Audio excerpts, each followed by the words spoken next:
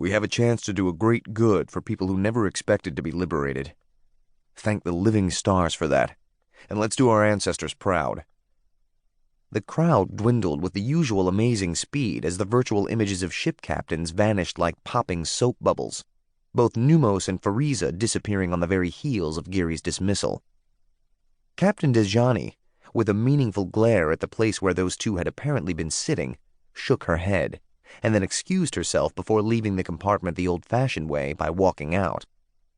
As Geary had hoped, the reassuring image of Captain Duellos remained at the end.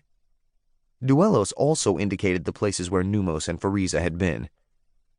"I wouldn't have said this before, but those two are a danger to this fleet." Geary sat back, feeling weary and rubbing his forehead. "You wouldn't have said that before what?" "Before 4 ships of this fleet set off on an insane charge." The image of Duello seemed to walk up to Geary and take the next seat. "Valiant, glorious, brainless.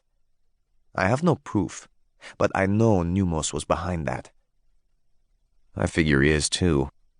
"But," Geary admitted bitterly, "the lack of proof is the problem. My command of this fleet is still far too shaky. If I start sacking commanding officers, especially one with Numos' seniority, without being able to prove misconduct, I might find way too many of my other ships valiantly and brainlessly dashing into minefields." Captain Duellos looked down and grimaced. The lesson of those 4 ships was a powerful one. No matter what lies Numos encourages, everyone will remember that you were right to warn those ships off and to avoid chasing pell-mell after a few Syndic hucks. Geary couldn't help a snort of derision. "You'd think being right would gain me a little more credit than that. What do you think? Will everyone follow my orders when we approach the 5th planet?" "At this point, yes." "Do you have any idea where that nonsense about Co-President Rion came from?" Duellos looked mildly surprised. "I assumed you two were on friendly terms, but even if you're extremely friendly, it's no affair of mine.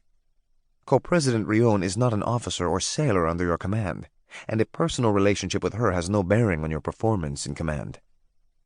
Geary stared for a moment, then laughed. "Personal relationship? With Co-President Rion?" This time Duellos shrugged. "Scuttlebutt declares that you spend time together alone." "For conferences. I need her advice." Geary laughed again. "By our ancestors, Victoria Rion doesn't like me at all. She makes no bones about it. I frighten her because she worries I'll turn into Blackjack Geary at any moment and sail this fleet home to depose the elected leaders of the Alliance and become God Emperor or something.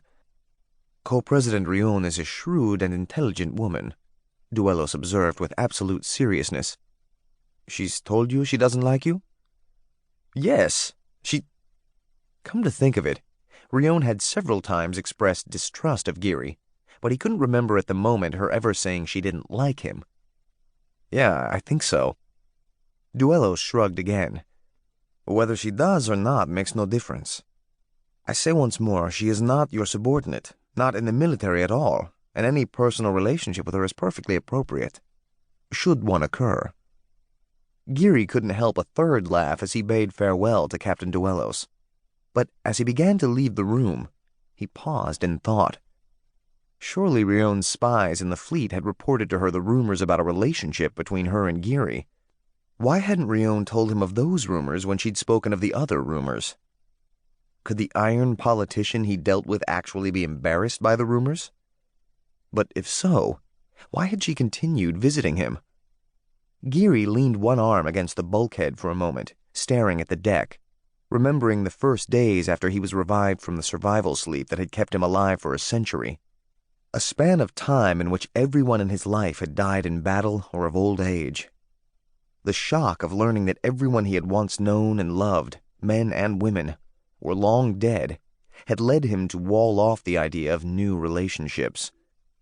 The ice that had once filled him seemed almost gone, but it still occupied that one place, afraid to retreat and let warmth grow again. He'd lost everyone once. It could happen again. He didn't want it to hurt so much the next time.